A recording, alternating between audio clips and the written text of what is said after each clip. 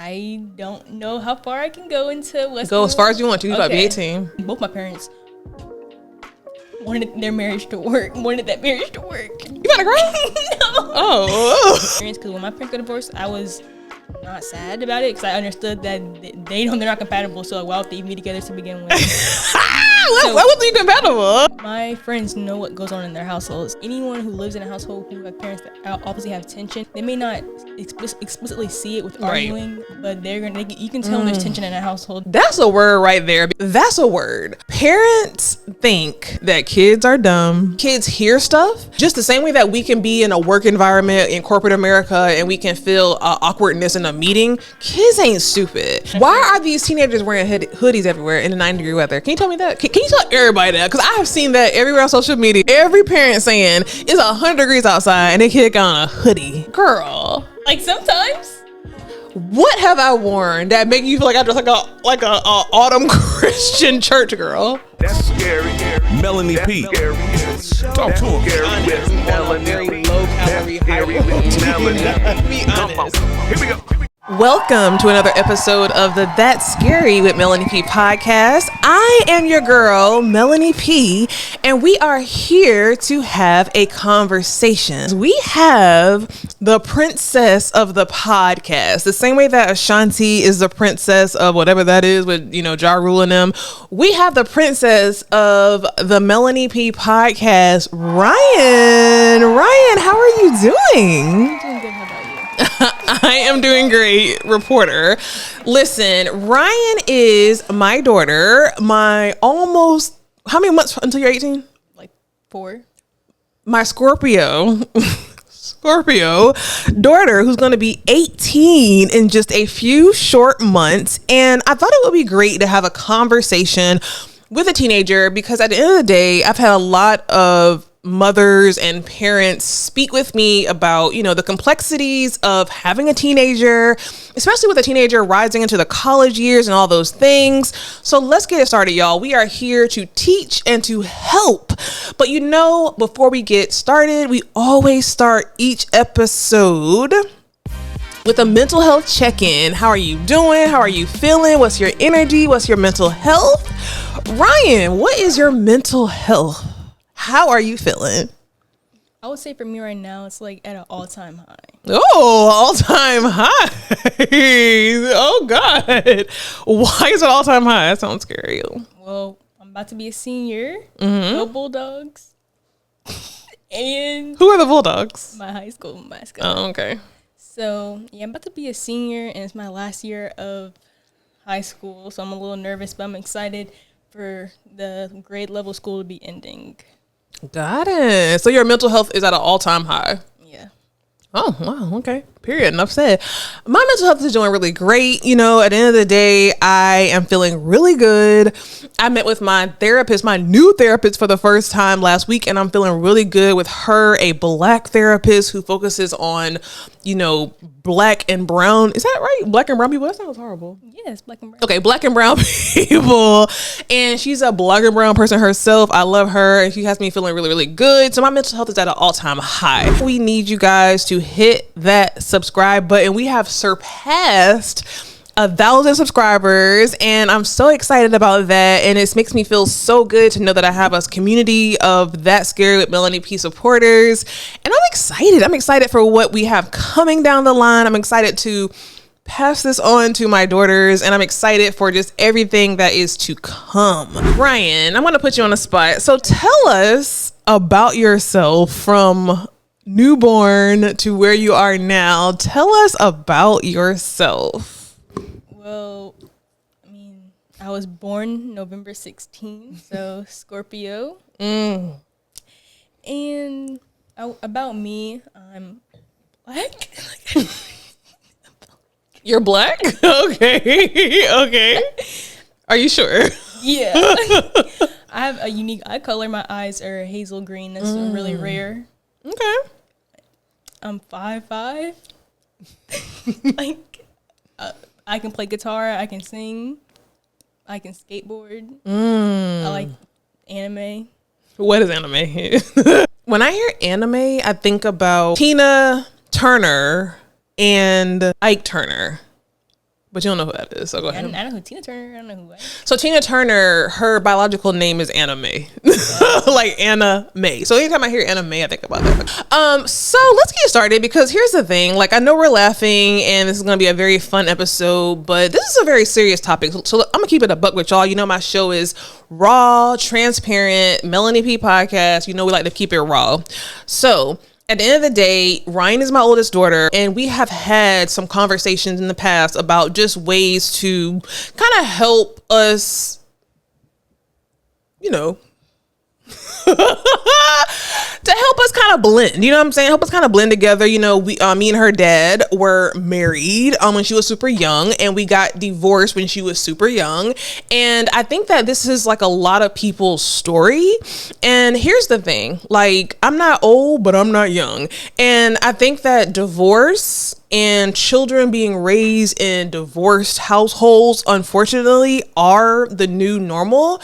And Ryan was just telling me about one of her friends that, you know, is now kind of going through a little bit of that. And it made me think, like, you know, people that I meet that you think that are couples and married people that are going to be together, that it seems just so like perfect.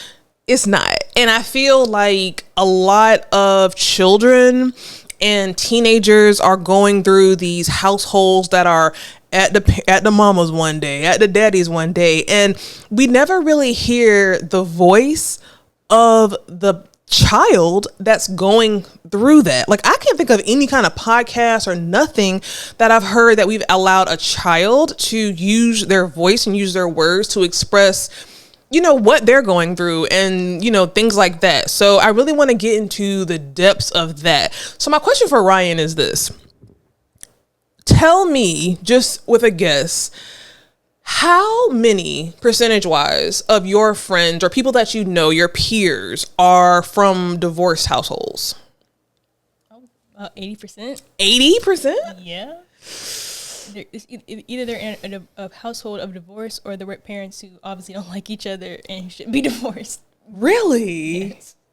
And how do you know that? Because my friends talk about what goes on in their household. So my friends know what goes on in their household. So anyone who lives in a household who have parents that obviously have tension, they may not explicitly see it with arguing, but you can tell when there's tension in a household, and just like, it's kind of uncomfortable. But you have to just go by and live by that.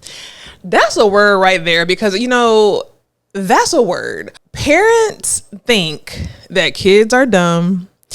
And listen, don't think I'm the don't look at me as the Bible, because I'm learning this stuff as I go, and it's taken a lot of trials and a lot of, you know, things that have helped me and things that have not helped me to understand. But kids are not stupid, and kids hear stuff. Kids, just the same way that we can be in a work environment in corporate America and we can feel awkwardness in a meeting, kids ain't stupid. And it's so important that adults, parents, moms and dads understand that these kids ain't dumb. They know if you arguing, they know if you ain't getting along, they feel the pressure. Like, it is what it is. So the fact that she's saying that, if in her guess, 80% out of 100% of people that she knows parents are divorced, it makes me sad. Because for me, I'm gonna tell you what's crazy. When I had Ryan, right, like, my thought process was to have a child and to raise her in the same way that I was raised, right? But I don't know, listen, you know, it's a whole couples war out there, 50-50, and men and women, black women, are arguing back and forth, and it's just not working. But it didn't work out that way, you know what I'm saying? And like, I am in the majority, I'm not in the minority. And then this is the outcome of, you know, a home that has been broken, really. I mean, we're keeping it a buck. And now she going to her dad. She lives with her dad now. She comes to her mom. And it makes me sad, honestly, because it's a lot. You know, it's a lot, 80%. So let's get into some questions.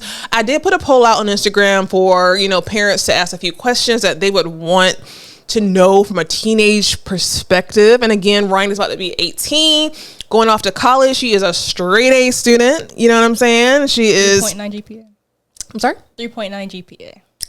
3.9 GPA to be, You know what's scary? When I was listen, I am successful now. I have a job. I have a career.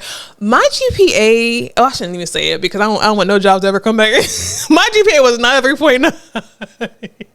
My GPA was not 3.9, so I'm so grateful that my child is smart. But let's just go there. Okay, so let's get into the first question for the children.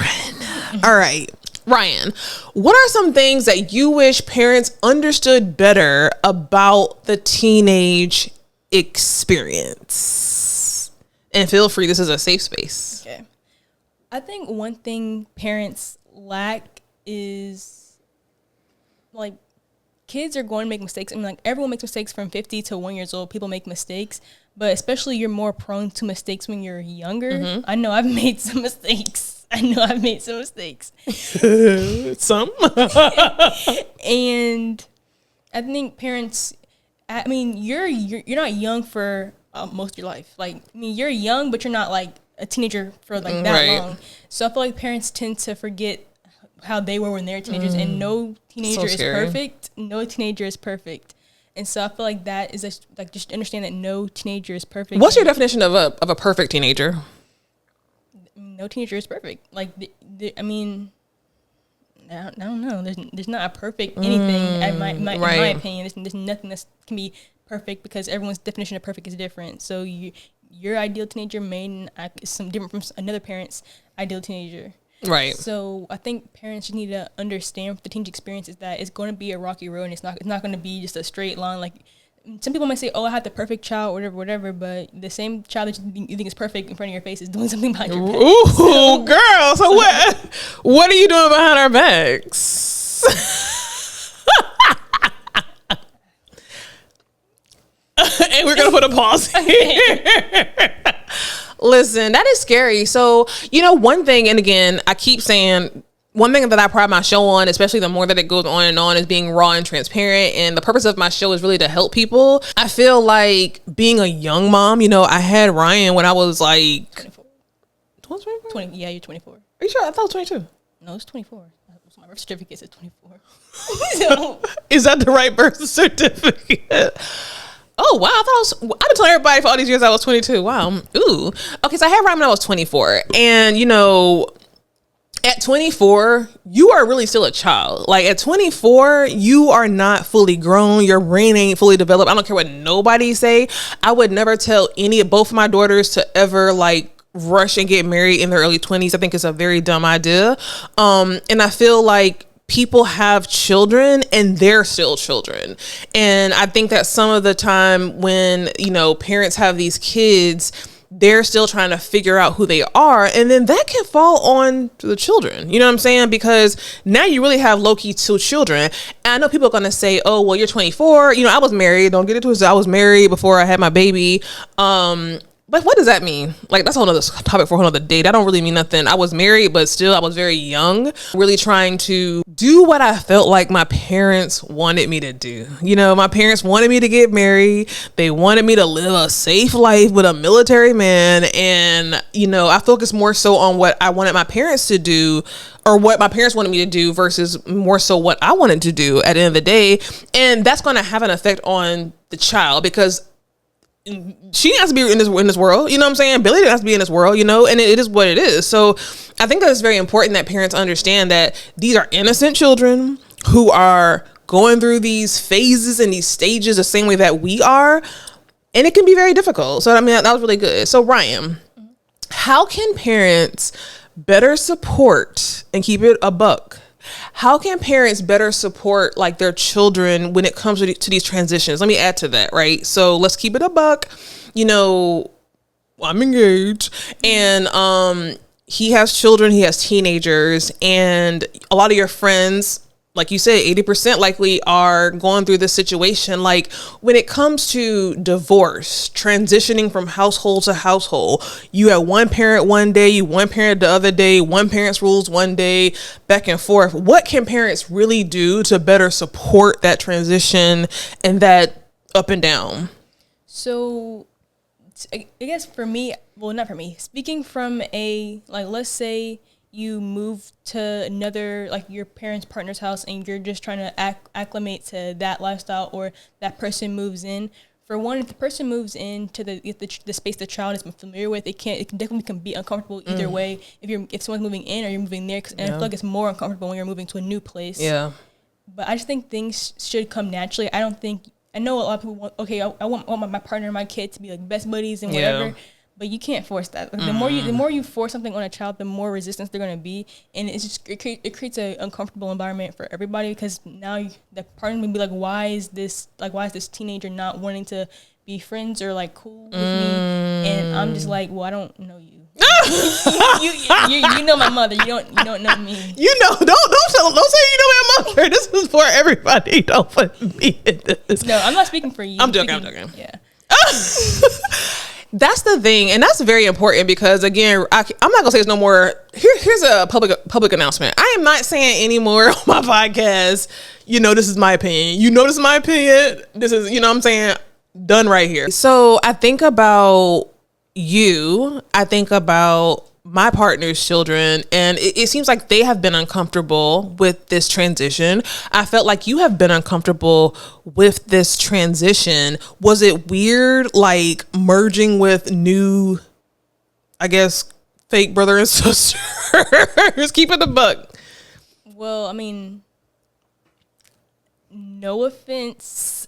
Ain't nothing taken, boo. But I mean, I don't know. I just can't just. I guess by law they are my step siblings, but we haven't had that chance to connect on a sibling level. Yeah. To where we can be like, okay, like though I am like a year older than them, like whatever.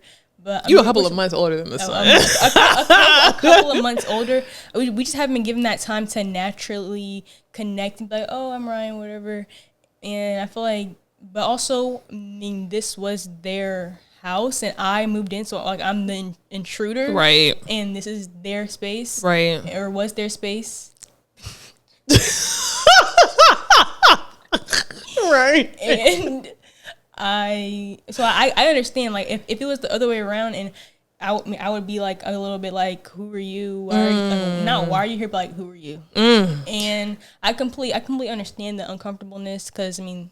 Again, this is their house, right? But I think was it weird? Do you feel like it was weird? Like less, because I want to use this as an example for people to learn.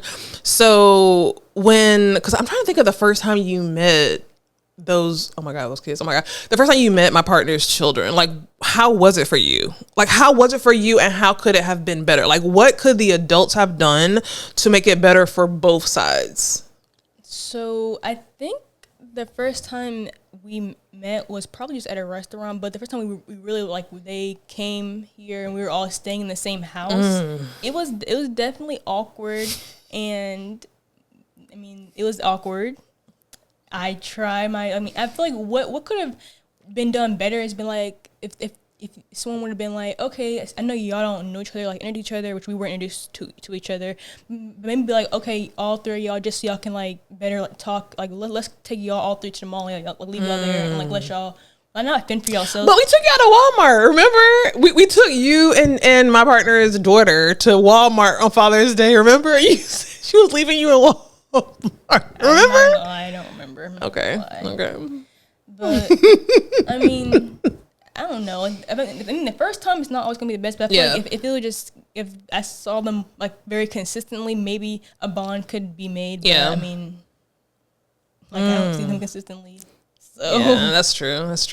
It's difficult. I mean, I feel like people aren't. And me and Ryan had this conversation earlier today. Like people feel like, oh, because you're a parent, then you should know the best way to do stuff. And we're just humans figuring this out as well.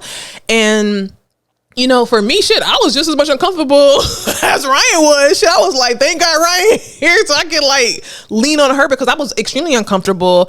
And I feel like I'm trying to think of like things I could have did or both of us could have did to make it better. I mean, I guess since I'm the oldest, I could have been like, hey guys, like been more in like, but I agree. I can't put the full blame on me, because I mean we both could have been inviting. And you're right, because here's the thing, like when you are on someone else's territory, it's already uncomfortable. You know what I'm saying? And I feel like if I know you, I think I know you, we're alike in the sense that we don't want to make people feel uncomfortable in terms of like, oh, this is my room, this is my thing, like you know what I'm saying? So it's like I feel like it's a lot of just feelings and emotions, and honestly looking back at it, knowing what I know now and thinking about it, it's a lot of stuff I would have did differently. I think that the adults could have played a better part in having a family meeting, or everybody meeting saying, hey, this is what's going on. I feel like everybody was uncomfortable. I feel like everybody was uncomfortable, and everybody was scared of how everybody else was feeling, and everybody was scared of not making, I don't want to make my child feel uncomfortable. He don't want to make his kids feel uncomfortable, and it's just all these mixed emotions. And I think that we, as the adults, we probably should have met together and said, hey, this is what's coming. We have a conversation, and then everybody, because at the end of the day, a family should be a unit, and we should be able to sit down and say, hey, we know that, I'm not your mama, this ain't your daddy, and this is what's going on. Let's have an open conversation. And I don't think we did that. And I think we, because of our own fear, we kind of threw y'all out there hoping y'all would figure it out. I want to add that because we're all teenagers like that, I'm pretty sure I was like 14, 15, and so they were all like a year or so younger than me, and so that in general is awkward because I'm pretty sure that was my freshman year. I'm in a newish kind of high school. I'm a freshman in my first year of high school. I'm in a new house, a new environment. And then, but I will add that we all did have kind of have a bonding moment when we were playing. I think we were playing like charades or something like that, and that was very bonding, and it was very like competitive. So we all wanted to win. So like that's when we really like bonded, but that energy kind of like left after that. Yeah, it really did. It actually truly left after that. It really left after that because I feel like we ain't never did anything to bond since then. But unfortunately, like we was in DC a couple of weeks ago. You were not there, and then so it's like it's just so many different factors when it comes to like trying to bridge, because at the end of the day, your father could have another partner, and then you have, so it's just having to juggle so many it's having to juggle so many pieces, and it seems like horrible. Honestly I think about it, it just seems horrible. Like I didn't have to go through that when I was young. I was with my mom and my daddy and that was it. So I'm just really glad that we have a teenager's experience from this, because I feel like we're looking at it from an adult lens, and I keep saying that, but we're looking at it from an adult lens, but we don't understand the impact that it has on these kids and how it has an impact on even like the future. Like I'm so curious to know from you, like seeing your dad and me break up, then seeing what you saw of me in as far as like relationships, and your dad as far as relationships, how does that impact your view on marriage and children and relationships, honestly? So I'm gonna be honest, for me, I don't necessarily want to get married. I feel like a lot of I feel like people in my mom's generation and probably older, like that old fashioned get married. Boo, I ain't old fashioned, honey. Don't do me. Okay. But I do feel like a lot of people who are in your generation want that like generic American dream kind of life, where it's like, I have a husband, I have kids, we're on not a prairie, but I don't know, like a prairie kind of thing, a prairie kind of life. And that's just not what I personally, I guess, want for myself, because I see so many people forcing for that life, to where it's like now I'm stuck in a home with somebody I don't necessarily like, but because I want this lifestyle so bad, I'm just stuck here, and I don't want to feel stuck. And I feel like one thing I guess I learned, or I don't know if it's a negative or positive, but I just don't like feeling stuck. I don't want to feel stuck. I don't want to, like, I'm not saying my mom, I'm not saying that she felt stuck. I'm glad I asked some questions, because keep it a buck, Ryan. Keep it a buck. I know you're a Scorpio and y'all are savages. So when you talk about you, because the question was, what have you learned? Your takeaways from this experience of like, your dad and then me, and your answer was you don't want to feel like you feel stuck. So tell me where that came from, honestly. Like, no, this is a safe space. So I don't know how far I can go into what's go as far as you want to. You about to be 18. Okay, so one thing I'll be honest is that I do feel like for a period of time, my mom, she really wanted her marriage to work. She's married, so, and both my parents wanted their marriage to work. Wanted that marriage to work. You gotta cry? No. Oh. And that marriage. I really don't want to be stuck in a relationship because I want to be in a relationship just because I want that so bad. You think we were stuck? I want to say y'all were stuck. I mean, y'all got divorced. So, I mean, y'all weren't stuck. But I feel like when push came to shove, I'm obviously wanted the best to try to keep that relationship working. Yeah. And me personally, I feel like I'm unique, a unique experience because when my parents got divorced, I was not sad about it because I understood that they're not compatible. So why would they be together to begin with? Why wasn't you compatible? Yo, we're not compatible. Why weren't we compatible? You're like you have a podcast. My dad would never be on a podcast. My dad wouldn't be like not. You're not saying you're like that, but you're more like hi. You're like kind of in my kind of like I'll kill all of y'all. Yeah. That's interesting. I wonder how we even got together. That's very interesting to me, honestly, because I mean, how did we get together? Well, that's another podcast, but go ahead. I know how we got together, but that's another podcast. Go ahead.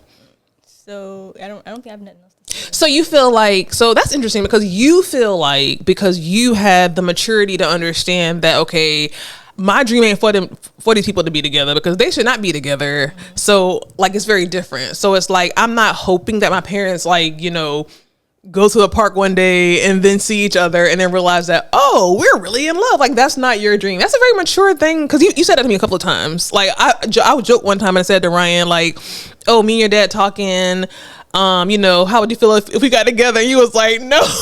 You were like, no. Because I mean, just not to get into detail about about my friend's situation, but I know that her younger siblings are like they really want their parents to be together, but because my friend is I guess my age and works very similar, she's like they don't need to be together. Like really, yeah, like it's been uncomfortable or in tension for like years. So years, wow. It's been in tension for years. So there's no need for it to continue on because it makes the whole house like uncomfortable and just like conflict and stuff like that. And that's such an important thing. Like if y'all don't get nothing else from this show, that is such an important thing because these kids are not dumb. These kids, I cannot say that enough. Like for her to say that her friend felt like, you know, there's been tension for years. You know what I'm saying? I feel like you think that you as a parent staying in that situation is like better and benefiting the kid. I don't know if it is. Like, and that's a good question for you. Like, do you think, and think about this question seriously, because it's going to help people. Do you think that in my situation, in your friend's situation, if the parents decided to just stay together for the sake of the kids and kind of you guys be in that tension space, but you got your mama and daddy in the same house and you're not having to bounce back and forth, would it be better, you think, for you, or would it be better to just have these people split ways? I think it would be better to have the parents split ways because if a child grows up in a household, because I took AP psychology, if a child grew up in a household and they can tell their parents don't like each other, now when they grow up and get into a relationship and they don't like their partner, they're just going to stick it out because their parents stuck it out. But if you grew up in a household where your parents didn't really get along, they split up, I feel like it will teach you to be like, if this isn't right for me, I'm okay to leave the situation. Wow. That is really interesting. It's interesting because this is so layered.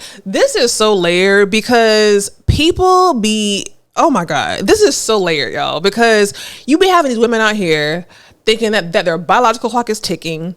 Then they get with these men, they have these babies thinking that, okay, I just want to have a baby. I want this perfect life, this perfect whatever.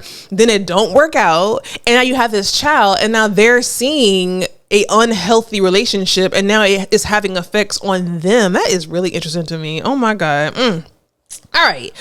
Ryan, next question. What do you think are the most important things that parents should do to maintain a strong relationship with their teenagers? So I would say the biggest thing is communication. Communication runs throughout all different kinds of relationships, like regardless from like romantic, platonic, whatever.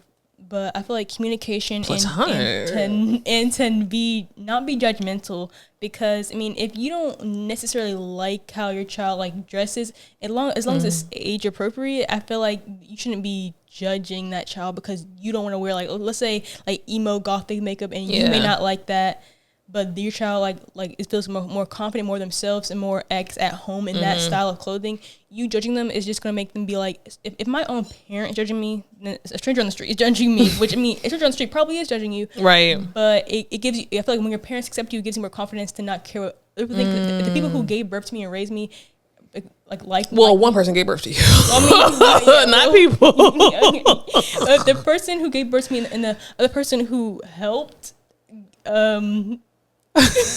What? And the other person who helped raise me, the two people who helped raise me, care about me and aren't judging me like I guess the world is. I feel like that just gives you more like confidence and high self-esteem, because like my parents love me, so like I don't necessarily need other people's love, or I love myself. I don't need other people's love because I have people who like, you love me, I love myself. I don't need someone else's love.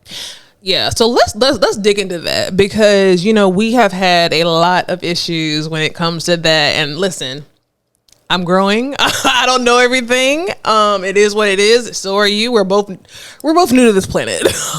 Okay, and we're both figuring it out. So I will say that, like, you know, and here's the scary thing about this. My mama did this to me. Mama did this to me, and now I did this to my child. But I feel like I hope I've gotten better. So like, you know, when someone has a child, like specifically when a woman has a daughter, I feel like a lot of times we have these visions on what we want and how we visualize our daughter to be, right? So I'm gonna talk about myself. My mom, as one of my, I don't want to say traumatic, because I have a great mother. She's amazing. But it is what it is, right? So I remember one time I was very skinny. I was extremely a stick figure, and I was very self-conscious about my body. And I was super tall, and so I was very self-conscious about my height, you know. And my mom said to me one day, she said, you know, all the other girls are wearing, you know, heels with boots on it to the bus stop and dressing this kind of way, and here you are. Because I dressed in I had a fresh pair of Timbs. I love a pair of Timberland boots, and you know, I would wear my dad's shirts because I wanted to appear bigger. So I would like put on my dad's work shirts, and I would like layer them to look bigger than what I was, and then my Timbs. And my mom said to me, she was like, you know, I had a cousin, and she said that, you know, your cousin goes to the bus stop and she's dressed this way and you're dressed this way, and it's just like whatever. I mean, I know she didn't mean nothing by it. But at 40 years old, you know, it's still, I remember that because it made me feel like, damn, like, oh my God, like I'm comparing myself to her. I know I've done that to Ryan. Like I know for sure I've done that to Ryan.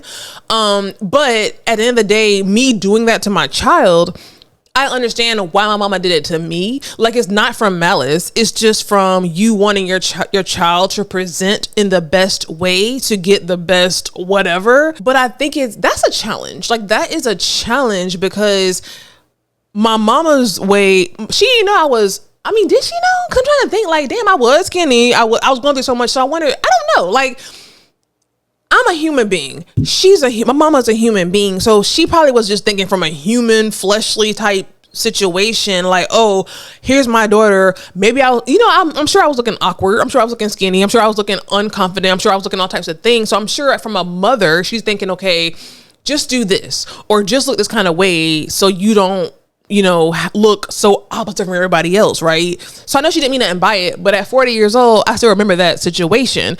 And I know for certain that I did that to Ryan because how she dressed, I don't understand it. You know what I'm saying? So talk about that. Like talk about your experiences with, you know, your style and all those things. So me personally, I would say my style isn't basic, but I would say it's more up there than my mom's, like how she would dress me. And so I would say, how would I dress you, do you think?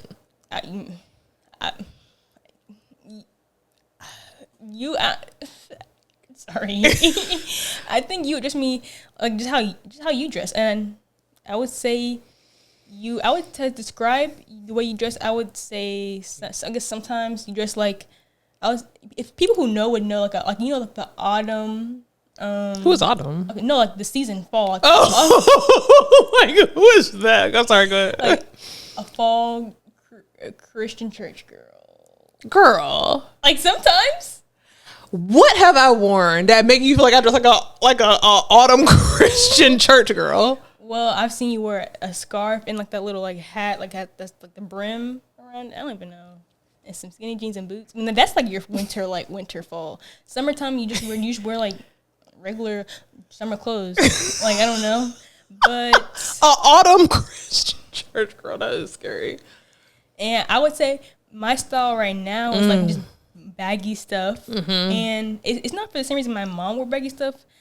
Like she wore baggy stuff to, I guess, to conceal herself. I just wear it because that's just the style that I like, and that's just what I like. And so one thing I would say, it taught me, because at the time, obviously my mom didn't understand, and the thing is, I didn't just like that in freshman year. I would say freshman year, it was my peak in like just experimenting and wearing like this crazy things to school, because like usually I'm overdressed or dressed more up than people around, because people nowadays go to school in sweats and a shirt. That's like, horrible. Like leggings and why are these teenagers wearing hoodies everywhere in the 90-degree weather? Can you tell me that? Can you tell everybody that? Because I have seen that everywhere on social media.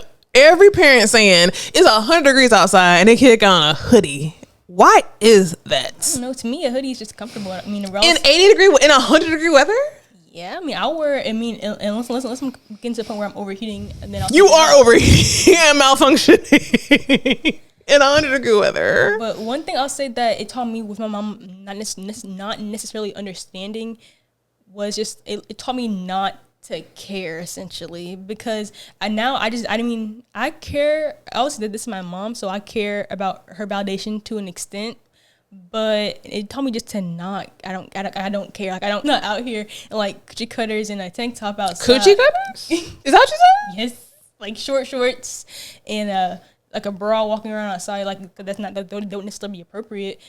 I don't necessarily care, because I know what I'm wearing isn't like inappropriate for my age. So I just told me just not to care.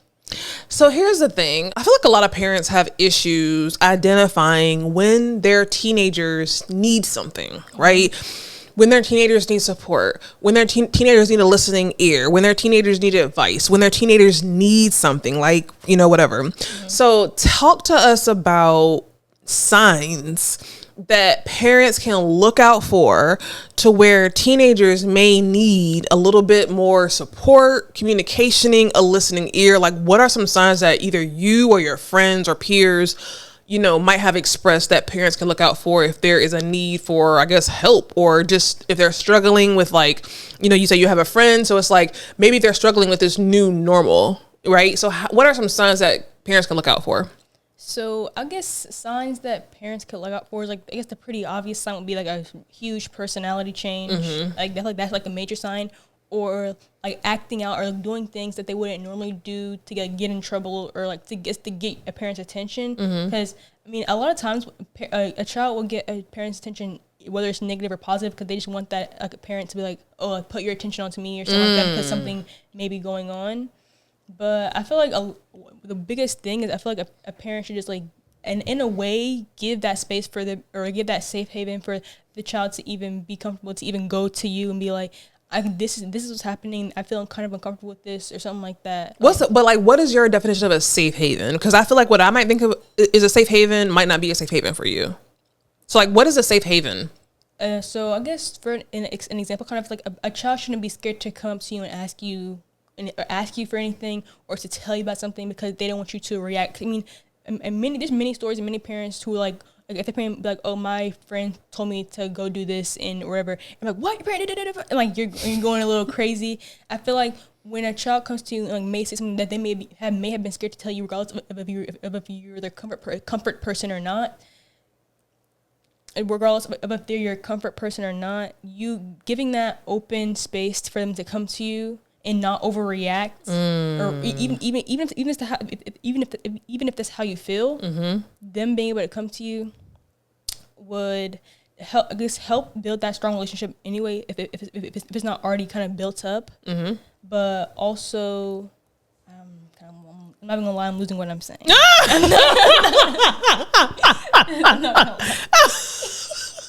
Girl, that is so mean. That is so scary. I just wouldn't say it out loud. A safe haven.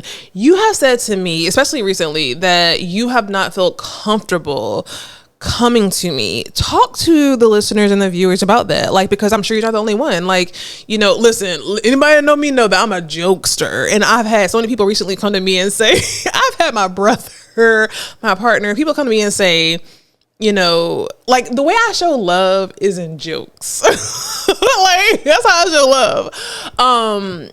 But everybody's not accepting of that. So at the end of the day, like, I like, tell us, what is a safe haven? Like, what makes you feel uncomfortable? Like, what, if you could be the voice for the teenagers across America who, like, I know for sure in my spirit that there are going to be people listening to this that have a teenager going through something right now, and they're seeing these signs and they're like, oh shit, this is what Ryan said.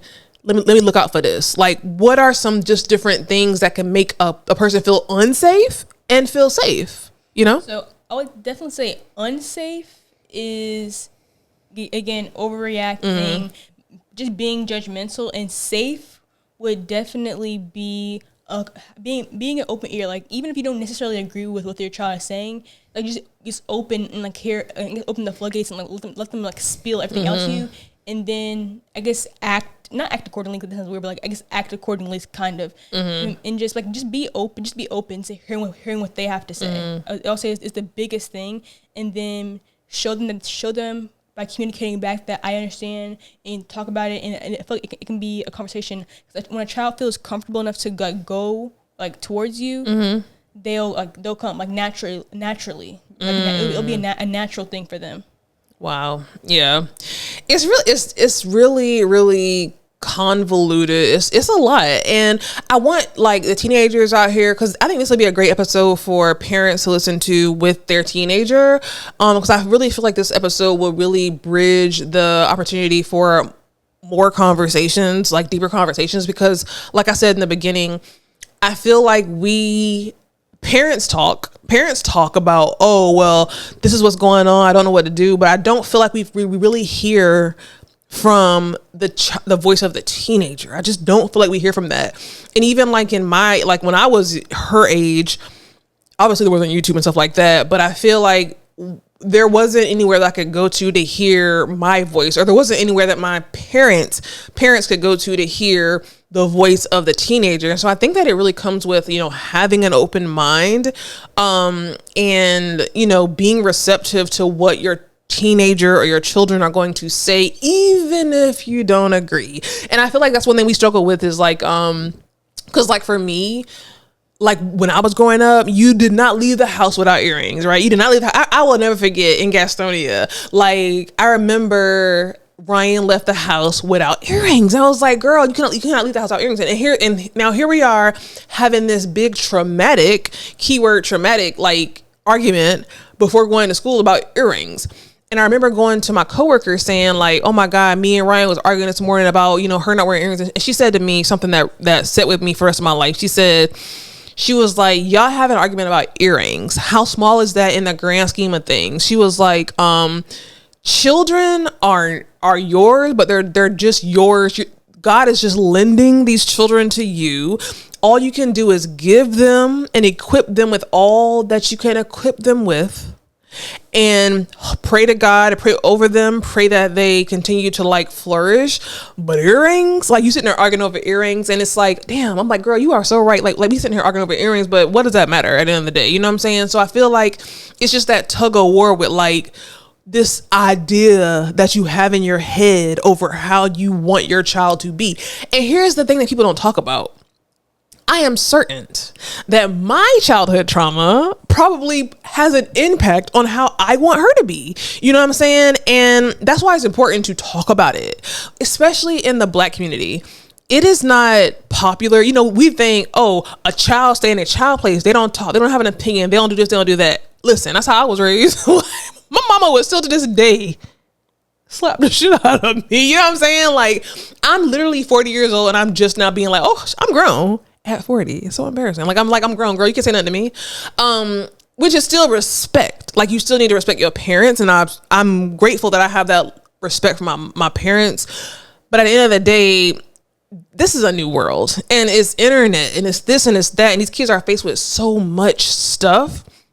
And these kids are like, listen to how she's talking. She's talking like she's 25 years old, 30 years old, you know, in some cases. So at the end of the day, this is not the same kids from the 1990s or the 1980s or whatever. It's not the same kids. This is a different level of kids.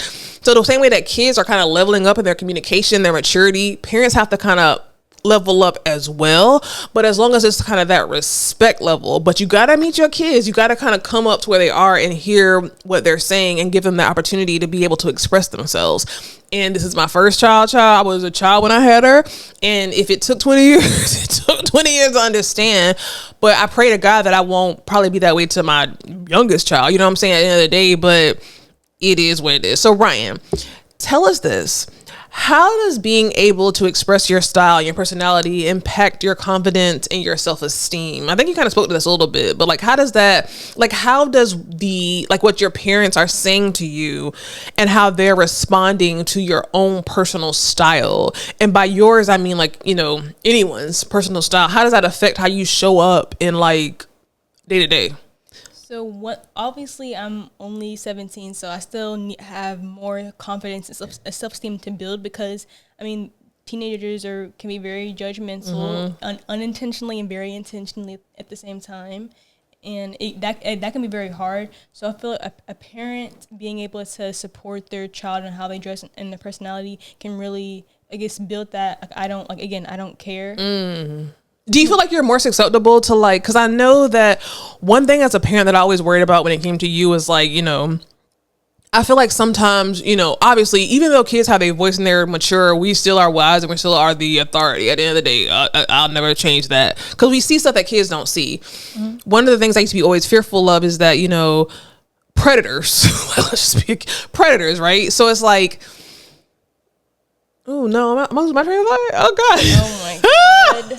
But predators, right? So it's like, I don't want you to be susceptible to predators. Does that make sense to you though? Yeah, because I mean, I've seen like some like different shows on people catching, I guess, predators, and a main consistent thing is they go for people who have an unstable relationship with their parents, an unstable household, someone who lacks self-confidence. And so one thing I would say, I guess, that makes me not susceptible to predators, makes me not susceptible, is the fact that, I mean, I don't know, I'm not trying to call anybody who was susceptible to predators. Not you niggas who got caught. Not to say that anyone who horrible, who was susceptible is dumb. Like, I'm not trying to say that, but like, I have that, like, it's like, I guess my parents were heavily involved in like what I did online, so that I feel like that wouldn't have happened to me anyway. But also on top of that, I just knew enough about myself to be like, I'm not engaging with somebody who's 30 years old. I'm not doing. But how would you know? Like, if they're lying, how would you even know? Well, I mean, when I was younger, I probably would have been more susceptible. But like me being like 14, 15, 16, like I don't know. I don't think it says I knew. Like, I mean, it's very, I guess to me being like, I guess more mature or whatever. Some might say is like, if someone is talking to me like how somebody who is my age is talking to me, I'm gonna be like, I know you're Come not. meet at this house. I'm like, I'm not doing that. I don't know you, so. That is so scary. Oh my God. So let me ask you this. So like, what have been the pros and the cons of living with your dad versus living with your mom? Keep it a buck. So, okay, to be completely honest, I would say the pros with living with my mom is a new type of meal every day. Sorry. I'm sorry. But what does that even mean? A new type of meal? I'm sorry. Like, one thing, I guess you like to try new things and experiment with your cooking. So I like that. Like getting like, a slider one day, maybe pizza every now and again. like a new concoction like, that you make. But one thing I will say is that I feel like in your like chance to get to know me better, like you in a way try to like force me to be like outside of myself.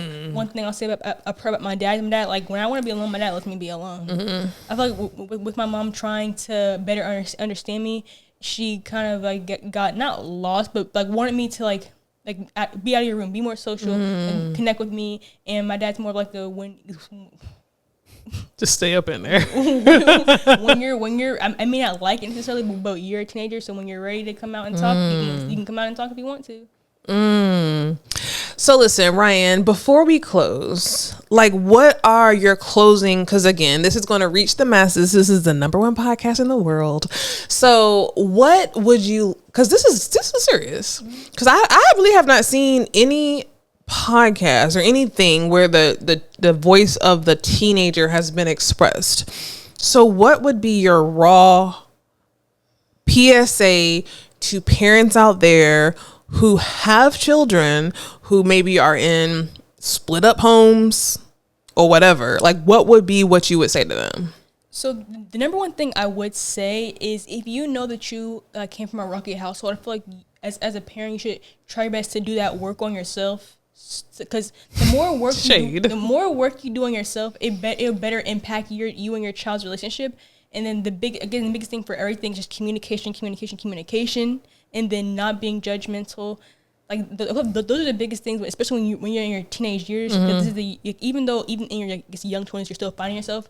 But you're like this is like the upward spiral of finding yourself. Like you're just starting to like be like, do I actually like this? Like you're starting to more question things that you've liked.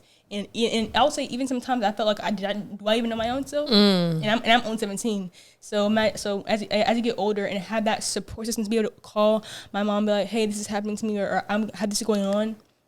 Because you're not always gonna have a friend. Because nowadays, like there's been I've seen so many things online where friends are like to each other, like not killing each other, child. Like killing each other, but also I literally saw a thing like yesterday of this girl. She told her friend, she was really honest. Because I'm not gonna lie, this is something that I would say to my friends. Like I understand that you and whoever you're with is like having like this like whatever, but like I'm not going to extend myself for you not to meet me. Like if I'm saying, hey, like you're venting a lot and I understand that you're going through something, but that's draining for me, and a lot of people take that as an attack. So I feel like that's why What's that, Scorpio? You should be able to go to your parents. You should be able to go to your parents. Because like your people and then also one thing I want to say is that there's people who will use what you say against you, and I mean as parents can do that too, but like that's your parent. Yeah, so, I mean your parents got your back for the rest of your life at the end of the day. Like that's like an innate like born thing that you're like, if I'm going through something, I know at the end of the day, no matter how me and my mom may be, that my mom would most likely kill for me. Period. Would a friend? Period. I don't know if a friend would kill for me, but I know my parents would. So I think again to hone in on what I'm trying to say is don't be judgmental, be open, because there's so many relationships that are so. I feel like you should want your child to be, like, not to speak on like death or your parents dying, but you want your child to be there for you in your old age, and you want your child to be there for you when you're not doing well, and you want your child to take care of you. So I feel like you should take care of your child in a way you want them to care for you when you get old and you can't necessarily take care of yourself. Let me ask you this, because I know we're about to close, but let me ask you this. Having another sibling, right? I feel like you have kind of acclimated to that very easily. I can't say that I can't say that all the other children have, and I know you understand me to know what I'm saying, but having another sibling that is not from your mother and father, how does that feel? Like, how does that feel? And like, what can parents do to make that easily accepted? So, I mean, I have other half siblings, but I've never had a younger half sibling. I'm the youngest of my other half siblings. So, I mean, for me, it's like that's my little sister. Like I don't see her any different as any other sibling. That's my baby sister. And one thing I will say is that having a baby sister, sorry, I love my sister, and I feel like it's made me a bit less selfish because like at the end of the day, like I'm not even gonna lie, I don't see my sister as often now as I would like to. So there's been days where I'm sitting in my room just looking at pictures of my sister crying because I love my sister that much. That's so sweet. And there's been times where I'm like talking to people about my sister, and I'm like, I would like genuinely like I would do anything. I want to cry, but I would do that's so beautiful. anything. Let's see cry. I would do anything for Bailey. Like I would do anything for Bailey. Oh my God, you want her to cry? At the end of the day. She's so beautiful. Oh, Ryan. Oh my God, that's so beautiful. That makes me so beautiful. It makes me so because everybody. Oh my God, and see that's unfortunately that's not everybody's sentiments. It seems like, but I guess like why do you think that some kids have a harder time acclimating to an additional? Because I feel like I guess the thing about with you is that right. So I'm saying so that's what I started to say like it's more of a connection because it's from me, but maybe if it wasn't from me, maybe it wouldn't be. So like, what's that about? So I mean, I guess there is kids who look at the child they have with another partner. Let's say it's like a dad and this woman that their dad's with had a child. And it's like that's not my sibling. Like, they didn't come from my mother. I feel like one thing I will say is a mother is more impactful in my opinion than a father is. Like they're much more impactful. And so if someone didn't.